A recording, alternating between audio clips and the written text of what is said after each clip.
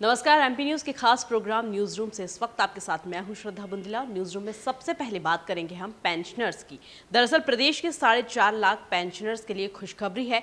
Pensioners को नवंबर से 33% की दर से महंगाई राहत मिलने वाली है और सरकार ने 7वां वेतनमान प्राप्त कर रहे पेंशनर्स की महंगाई राहत में 5% की वृद्धि भी यहां पर कर दी है, जबकि 6वां वेतनमान प्राप्त पेंशन के महंगाई राहत में 12% की वृद्धि हुई है। इन्हें 201% की दर से महंगाई राहत मिलेगी। चूंकि छत्तीसगढ़ सरकार ने पेंशनर की महंगाई राहत में अक्टूबर की पेंशन से वृद्धि की थी, इसका लाभ नवंबर से मिलने वाले पेंशनर्स को होगा और प्रदेश के वित्त विभाग ने छत्तीसगढ़ से सहमति मिलने के बाद बुधवार को महंगाई राहत में वृद्धि के आदेश भी जारी कर दिए थे। अब तक 7वां वेतनमान ले रहे पेंशनर को 28% और 6वां वेतनमान प्राप्त कर रहे पेंशनर्स को 189% की दर से महंगाई राहत मिल रही थी। सेवा से हटाए गए कर्मचारियों को स्वीकृत किए गए अनुकंपा भत्ता पर भी महंगाई राहत की जो पात्रता है वो भी प्राप्त होने वाली है।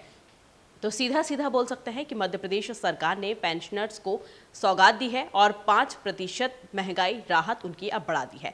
खबरों में आगे बढ़ते हैं और यहाँ पर हम बात करते हैं राहुल गांधी की भारत जोड़ो यात्रा की।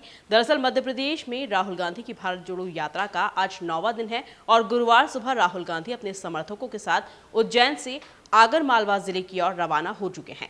फिल्म अभिनेत्री स्वरा भास्कर और कांग्रेस के नेता हरीश रावत भी आज इसमें शामिल हुए हैं। सुबह 6 बजे यात्रा उज्जैन के आरडी गार्डी मेडिकल कॉलेज से शुरू हुई है, जो कि नजरपुरा गांव में एचपी पेट्रोल पंप के पास 10 बजे उसने विश्राम लिया। इसके बाद घटिया बस स्टैंड से दोपहर में यात्रा फिर से शुरू होगी, जो कि झलार गांव पहुंचकर रात्रि विश्राम यहीं पर किया जाएगा। बुधवार को यात्रा जो है उज्जैन में ही रुकी थी। इस दौरान राहुल गांधी अपने कैंप में ही रुके थे और कुछ नेताओं ने इस दौरान उनके गुजरात चुनाव में प्रचार के लिए जाने की भी बात कही है। वहीं यात्रा में शामिल समर्थकों ने सुरासा में गुरु सांदीपनी इंस्टीट्यूट में आराम किया और क्रिकेट खेला और गीत सुनकर यहां पर मनोरंजन भी किया गया। खबरों में आगे बढ़ते हैं और यहां पर बात करते हैं नल जल योजना की। नल से जल पहुंचाने वाले प्रामाणिक गांवों में मध्य प्रदेश देश में पहले स्थान पर है। जल जीवन मिशन में अब तक 7062 गांवों के प्रत्येक परिवार को नल से जल उपलब्ध करवाया जा रहा है और हम आपको बता दें कि प्रदेश के 54,86,000 से अधिक ग्रामीण परिवारों के घर पर नल कनेक्शन से जल उपलब्धता सुनिश्चित की जा चुकी है।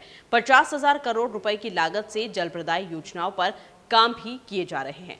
जिन ग्रामीण इलाकों में या गांवों में अभी भी जल नल से नहीं पहुंच पा रहा है, वहां पर भी योजनाएं चलाई जा रही है और लगातार इसका लाभ जो है वो लोग ले रहे हैं और अभी भी इस योजना पर काम जो है वो किया जा रहा है। लोगों के घर में नल लगाए जा रहे हैं जिससे जल जो है वो पहुंचाया जा सके।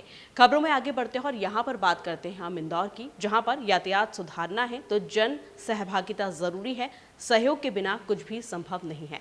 ये बात कही है इंदौर सांसद शंकर लालवानी ने। दरअसल जनता के सहयोग से ही हम स्वच्छता में भी नंबर 1 बने हैं। अगर हमें यातायात में भी नंबर 1 बनना है तो हमें जागरूक होना पड़ेगा और सहयोग के बिना कुछ भी संभव नहीं है। जनता के सहयोग के बिना कुछ भी संभव नहीं हो सकता है। हमें जन जागरण अभियान चलाकर यातायात सुधार में जनता की सहभागिता सुनिश्चित करनी ही होगी। हमें यातायात के सुधार के लिए जनता से सुझाव भी मंगवाना चाहिए। ये बात सांसद शंकर लालवानी ने कही है और हम आपको बता दें कि उन्होंने कहा कि शहर को बहुत जल्द ही 10 बड़े ब्रिज की सौगात भी मिलने जा रही है। एक जगह पर काम शुरू हो चुका है, 4 ब्रिज के टेंडर स्वीकृत हो चुके हैं। बहुत जल्द भूमि पूजन होगा और इंदौरियों के बारे में उन्होंने कहा कि यहाँ के लोग इस बात के लिए जाने जाते हैं कि जो वो ठान लेते हैं वो करके ही रहते हैं। स्वच्छता में भी हमने ऐसा ही करके दिखाया है। अब यातायात की बारी है और हमें एक बार फिर से ठानना है और यातायात में देश में नंबर 1 भी आना है। तो हमें अगर हम ठान ले तो हमें कोई भी नहीं रोक सकता है। यह बात सांसद शंकर लालवानी ने कही है और यातायात के लिए उन्होंने जागरूक भी लोगों को किया है। खबरों में आगे बढ़ते हैं और यहाँ पर हम बात करते हैं मौसम की। दरअसल इंदौर में सुबह धुंध दिखी और दृश्यता 2000 मीटर की रही। जैसे जैसे दिन बढ़ते जा रहे हैं वैसे ही वैसे लोगों को ठिठुरन का एहसास होता जा रहा है। लगातार जो है ठंड लगातार बढ़ती जा रही है और लोग जो हैं वो अलाव का सहारा लेते हुए भी दिखाई पड़ रहे हैं। तो फिलहाल न्यूज रूम में इतना ही। हम फिर हाजिर होंगे कुछ न्यू अपडेट्स के साथ। तब तक के लिए नमस्कार। एमपी की नब्ज, एमपी का हाल, मध्य प्रदेश की हर खबर एमपी न्यूज टीवी के साथ। लगातार खबरों के लिए सब्सक्राइब करें हमारा YouTube channel MP news TV. Latest updates के लिए बेल आइकन दबाना जरा भी न भूलें।